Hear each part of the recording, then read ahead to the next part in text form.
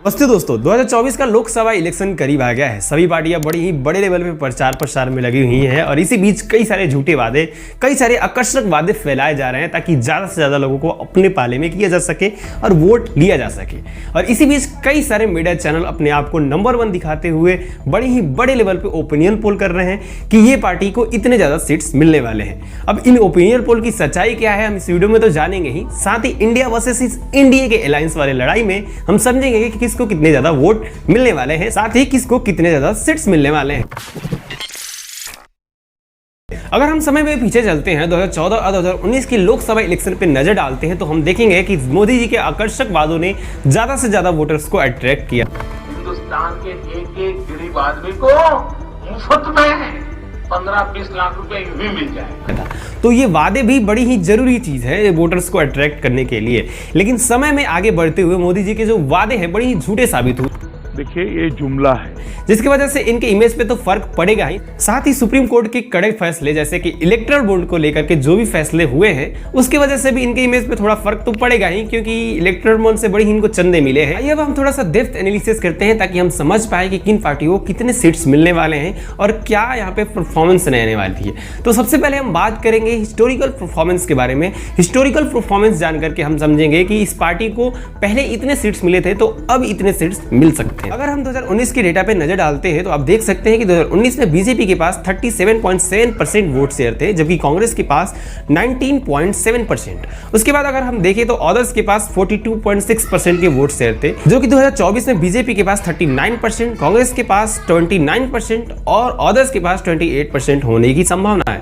अब यहाँ पे ध्यान देने वाली बात यह कि जो अदर्स पार्टियां हैं ये किनके साथ जाना प्रेफर करती है, क्योंकि इनके पास भी कम वोट शेयर नहीं है। ये जिनके साथ जाएंगी उनका वोट शेयर बढ़ जाएगा और वो जीत सकते हैं। यदि हम अभी के आंकड़े पे नजर डालते हैं तो वर्तमान में भाजपा के साथ गठबंधन करने वाली पार्टियों को लगभग 4% वोट मिले हैं, जबकि कांग्रेस के साथ गठबंधन करने वाली पार्टियों को लगभग 7% वोट मिले हैं, जो कि दर्शाते हैं कि ज्यादा से ज्यादा पार्टियां जो हैं कांग्रेस के साथ जाना प्रेफर करेंगी, जो कि बीजेपी के लिए अच्छी खबर नहीं है। अब अगर हम गठबंधन की बात करते हैं तो 2019 में एनडीए के पास 44% वोट शेयर थे, जबकि यूपीए के पास 27% वोट शेयर थे।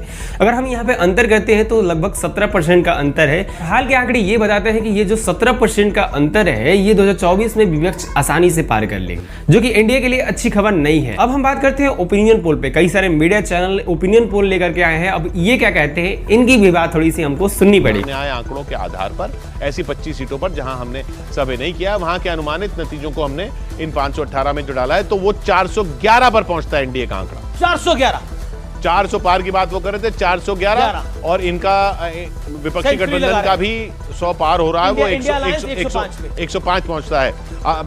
अजय आलोक जी और उन पे जाने से पहले अक्कू जी आप बताइए, ये नहीं है 411, ये बड़ा आंकड़ा जो है ओपिनियन पोल में एनडीए 400 पार जा रही है। इससे ज्यादा क्या चाह सकते हैं आप। अब यहाँ पे हम बात करते हैं इनके सच्चाई के बारे में। ये जो भी ओपिनियन पोल दिखाए जाते हैं कई बार ये जो है प्रोमोटेड रहते हैं, कई बार ये पेड भी होते हैं, क्योंकि ये जो सर्वे करवाए जाते हैं एक रूम में 20-25-30 लोगों को बैठाया जाता है और वहां से ये सर्वे निकाल करके लाए जाते हैं। तो ये सर्वे और ये रिपोर्ट ये नहीं दर्शा सकते कि आखिर इलेक्शन का माहौल है, क्योंकि कुछ लोग को बैठा करके ये जो फेवर लिए जाते हैं ये सही नहीं होता है। एक्यूरेसी बिल्कुल भी नाम मात्रा की होती है, तो आपको ये ओपिनियन पोल पे भरोसा करने की जरूरत नहीं है। अब यहाँ पे हम बात करते हैं की लीडर्स एंड कैंडिडेट के बारे में, ताकि हम जान सकें कि नेता की छवि कैसी है।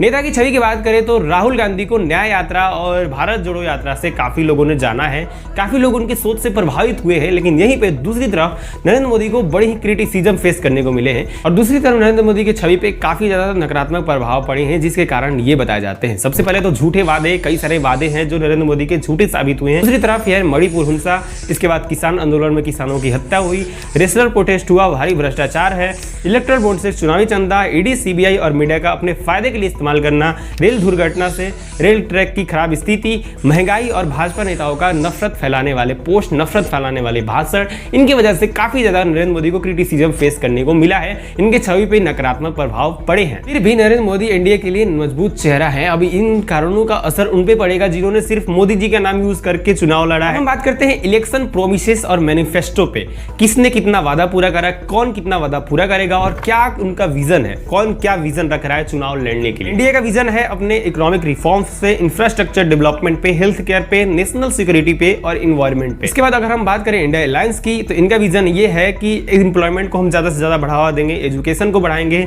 हेल्थ केयर सिस्टम को बढ़ाएंगे, फार्मर्स को न्याय दिलाएंगे, सोशल वेलफेयर स्कीम्स को इंक्रीज करेंगे, डेवलपमेंट को बढ़ावा देंगे। अब देखिए चुनाव तो नजदीक आ गया है, सब बड़े बड़े वादे करेंगे कि हम ये कर देंगे वो कर देंगे ताकि ज्यादा से ज्यादा वोट जो है लिए जा सके, ज्यादा से ज्यादा वोटर्स को अट्रैक्ट किए जा सके। यहाँ पे सवाल उठता है कि आखिर हम वोट किसे दें, वोट कैसे दें, हम क्या सोच करके एक आदमी को वोट दे, किसी व्यक्ति को वोट दे कि वो हमारे लिए सही काम करेगा।